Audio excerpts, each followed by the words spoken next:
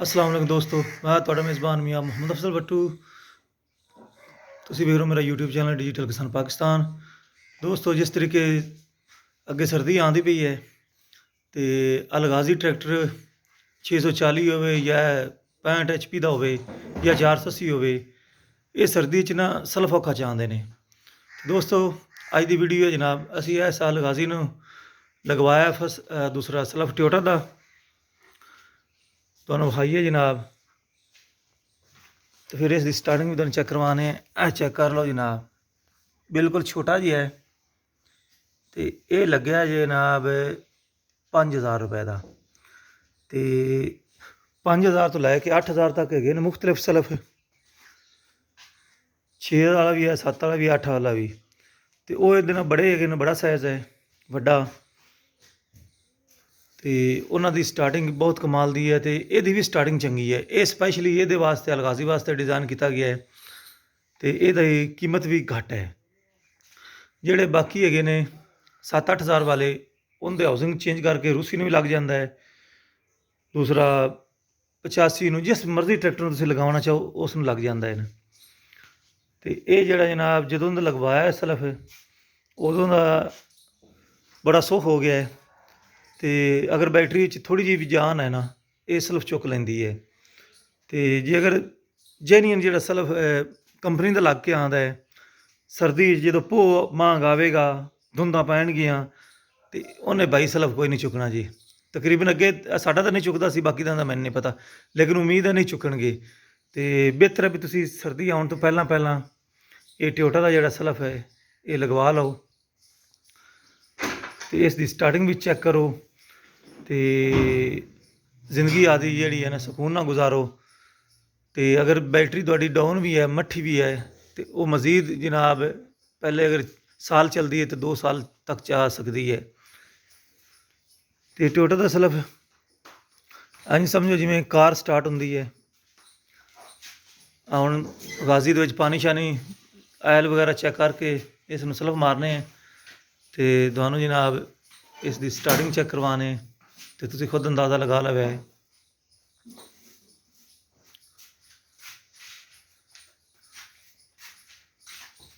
जिन्हें भी रूसी बिलार्स ट्रैक्टर है ने नवे या पुराने, खास करके कोई 2 साल जो चल जाता है उन्होंने लाजमी ही टोयोटा का सलफ लगता है। काफ़ी दोस्तों ने लगाए हुए हैं ताकि जी बैटरी वो खपत घट हो तो स्टार्टिंग बेहतरीन हो। जोड़े जेनवन सलफ होंगे ने वो तो बैटरी तकरीबन साल ही मसे कटती है। तो जे टोयोटा का तुम लगाओगे तो 2 साल 3 साल पक्की है। हम डीजल पाँदा पे अवैस भाई तो हाजी साहब फिर इन सलफ मारते हैं। दोनों इसकी स्टार्टिंग चेक करवाने जनाब। तो 5-6 हज़ार का मेरा ख्याल है कोई घाटे वाली गल नहीं। इस तरह का सलफ हर एक दोस्त को लगवा लेना चाहिए।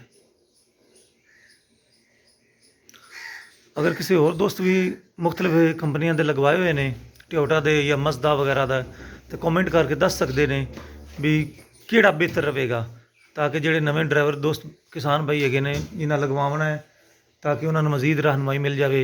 बाकी असां तो लगवाया जनाब सामने तुहानूं विखा दिता है। ये टोयोटा का सलफ है। तो तकरीबन 5000 का लग्या दोस्तों।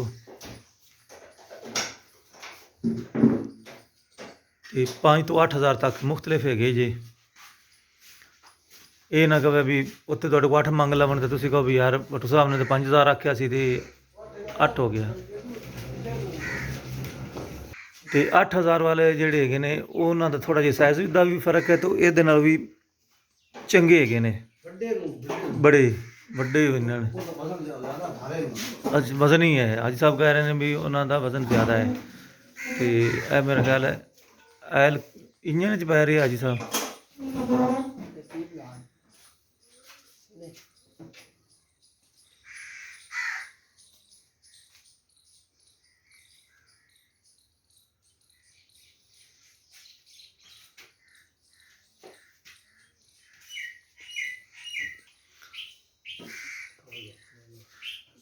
दोस्तों इत्थे जनाब पैंदा जे ਪਾਵਰ ਸਟੀਅਰਿੰਗ ਦਾ।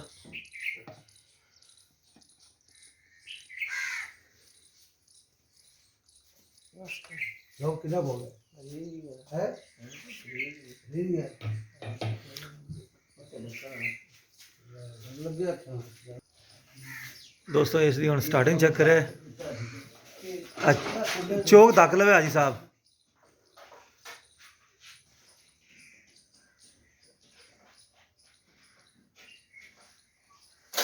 ਲਓ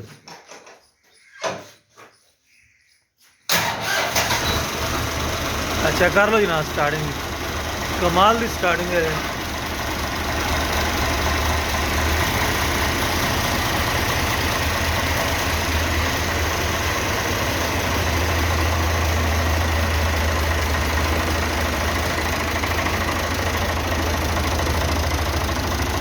ਤੇ मेरा पैगाम मेरे सारे किसान भाइयों तक पहुँच गया होगा भी आइंदा तो तुसी अल्लाह नू याद करके सर्दी आने तो पहला अपना सल्फ चेंज कर लो ताकि धक्का ना लगावना पवे।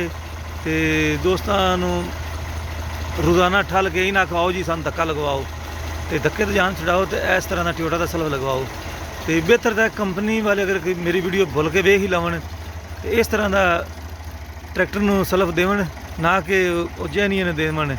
उज्जैनियन की जान छड्डण दा इस तरीके है लेटेस्ट जिहड़ा है ताज़ा छोटा जिहा सल्फ टोयोटा का ये लगा के देवन ताकि किसान भाई आसानी नाल उन्हां दी धक्के वाला मसला हल होवे ते ट्रैक्टर दे विच इशारे नाल स्टार्ट होवे।